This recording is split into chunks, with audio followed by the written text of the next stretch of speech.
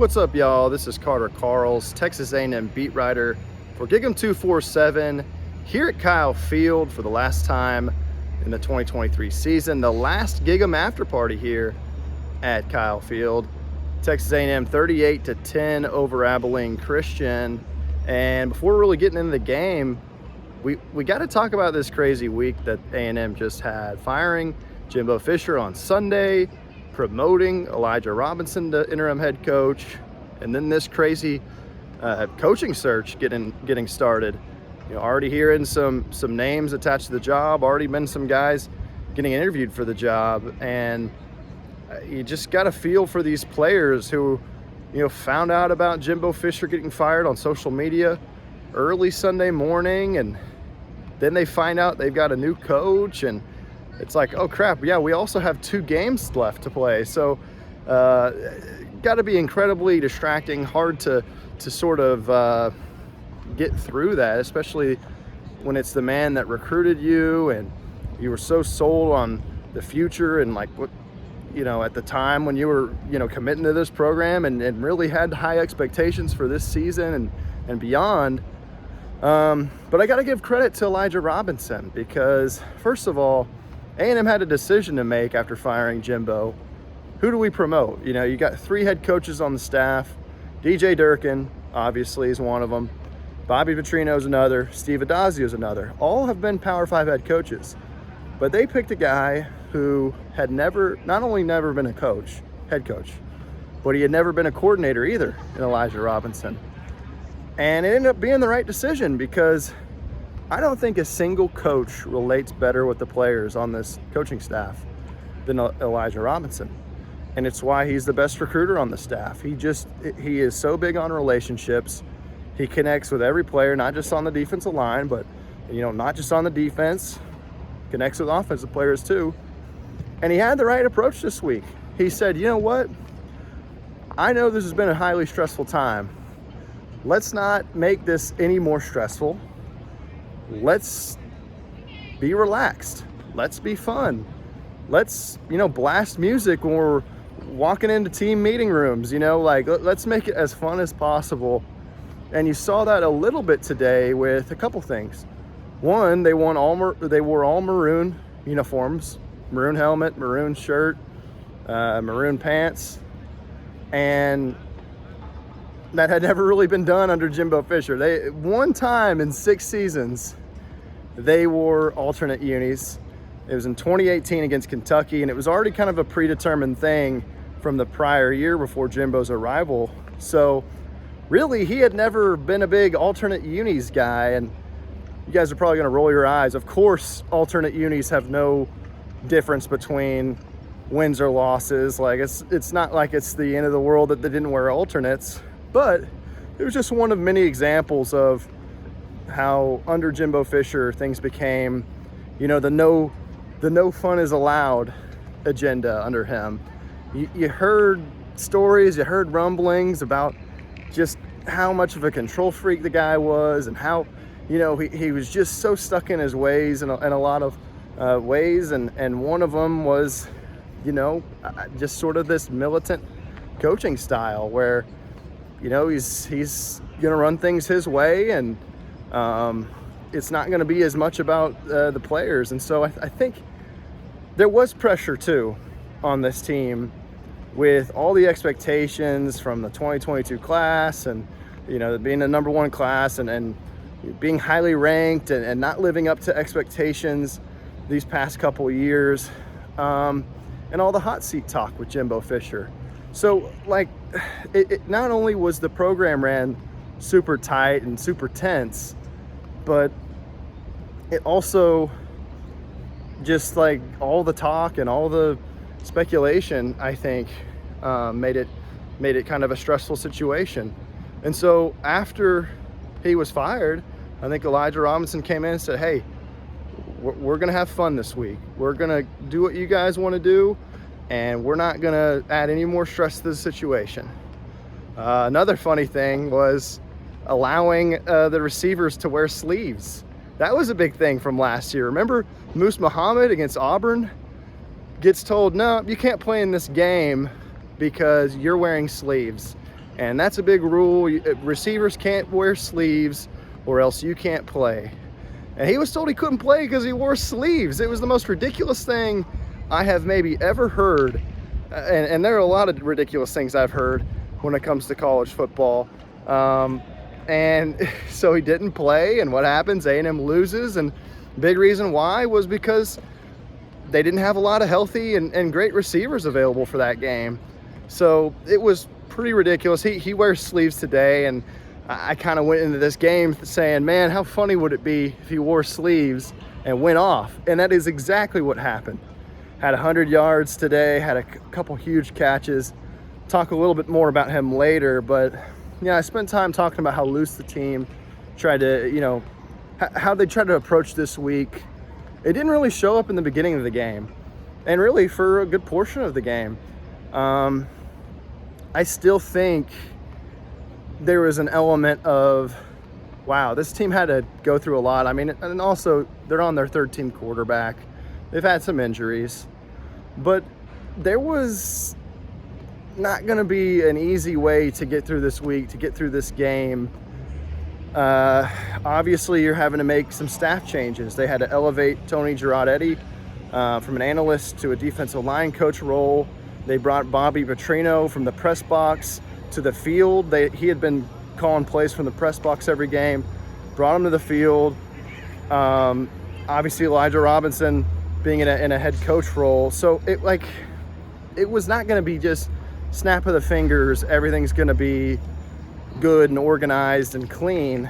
And you saw that at the very beginning of the game, where it just looked like the team was a little asleep, where second offensive play of the game, they give up a easy pressure off the right side. I don't think Basanis got a hand on the guy, and Henderson gets hit, affects the throw. He throws a pick right at the linebacker, who runs it back for a pick six. And now all of a sudden you're down 7-0 to Abilene Christian of all places. And first few drives don't go amazingly well. You're down 7-0 to the FCS school, and you're thinking, man, can we fire Jimbo Fisher a second time? Because what in the world situation is this team in? To have been put in this situation. So they ended up figuring it out. Obviously, way more talented team than Abilene Christian, and able to kind of outmuscle them and be pretty dominant. Not dominant. They were pretty solid defensively.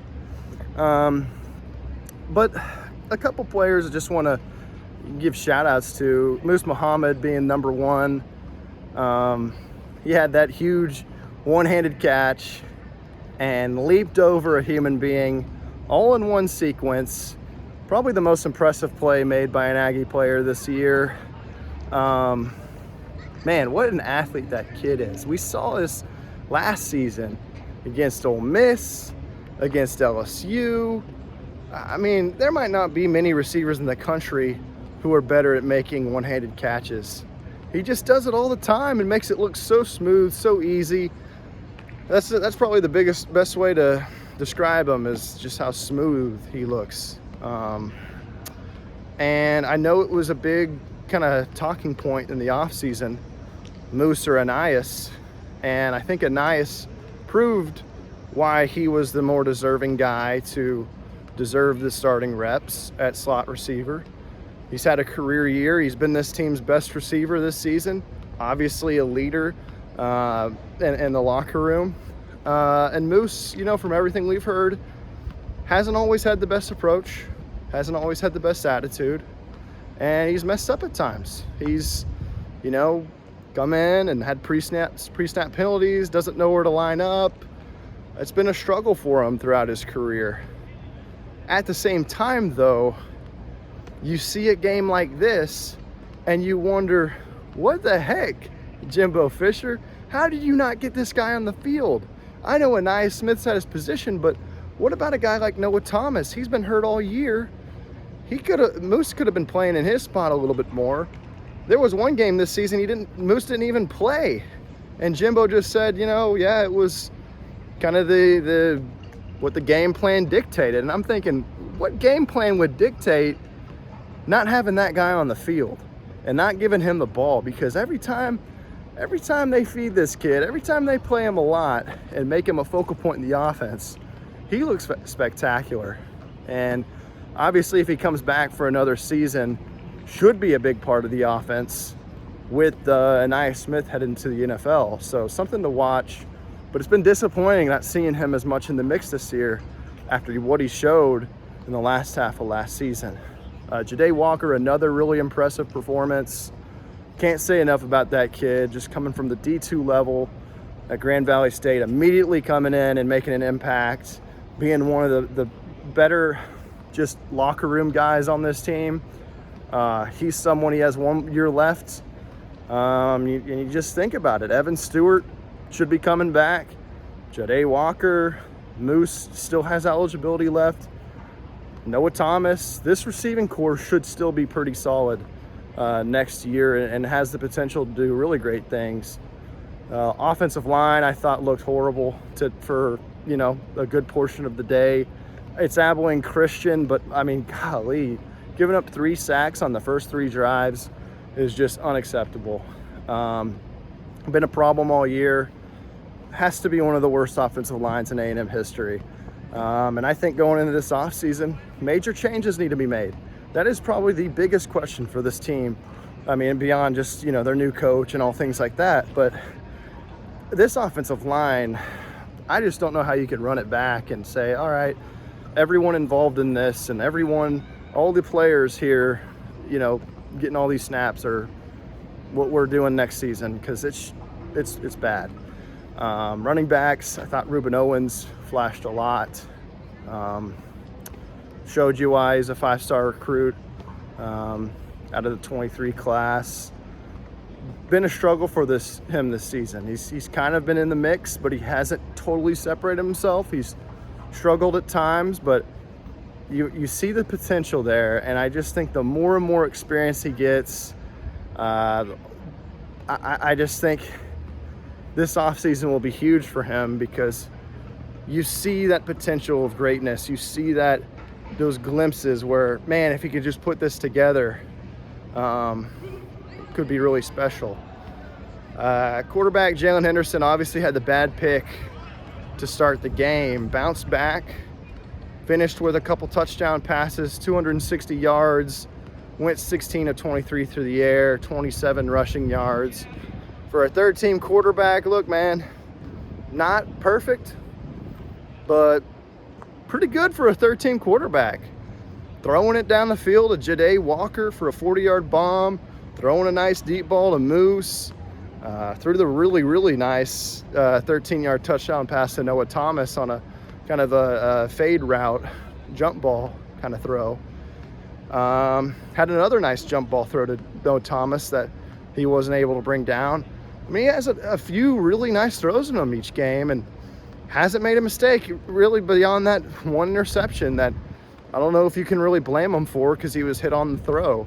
So, hey, for a third-team quarterback to go in there with a bad offensive line and not turn the ball over and have 6 total touchdowns in 2 games, it's highly impressive. And, I don't think he's A&M's quarterback of the future or anything. They still got Connor Wigman, still got Max Johnson, Marcel Reed, but hey, he may be earning himself a longer look either this offseason or down the road.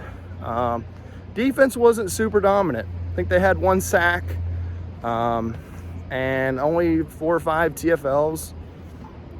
I thought for the most part they played pretty well. Gave up, chunky yardage on a few possessions, but also forced a lot of 3 and outs. So had to feel good about their performance. Just wasn't super dominant up front, which I didn't like. And I don't know if that was because Elijah Robinson wasn't able to focus more on the defensive line with his head coach duties, but not getting a ton of pressure, not getting a ton of sacks.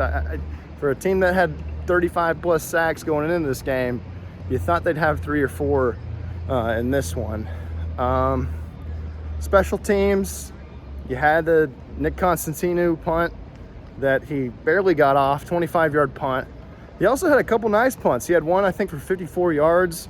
He had really been struggling, but It was nice to see his first punt look nice. Can't believe, it's special teams. First thing I got to mention, I can't believe it, is the 12th man kickoff thing. How cool was that to see Sam Matthews and those boys coming in, 11 walk-ons on that kickoff, making that play. Whole team on the A&M sideline basically rushed the field and lost their minds. If you haven't seen it, if you left, and tuned out the game in the last chunk of the fourth quarter, then check it out, because it was a cool thing to see. That's about it on this game. Next week is huge. LSU in Baton Rouge. A&M has never won there since joining the SEC, and LSU, pretty dang good offense, pretty dang bad defense. So should be an interesting matchup. I think if you're Elijah Robinson and you're wanting to make a case that, hey, I deserve to get this job, this is the big opportunity. This is the big time where you say, hey, this is where you make that statement. I know A&M's talking to a handful of other candidates right now. Mike Elko has been a name that's popped up a lot. Jeff Traylor, Lance Leipold. Those are three of the big names. There's other guys in the mix.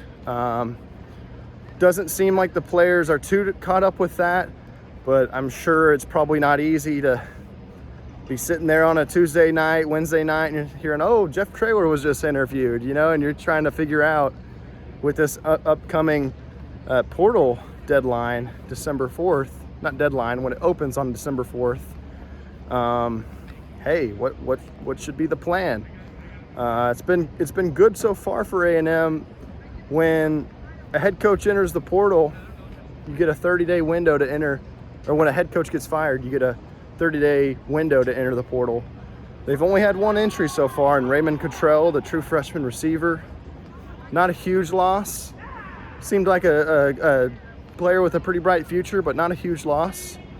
And I think that the players seem to be pretty focused on this season, and they have the December 4th portal period that begins.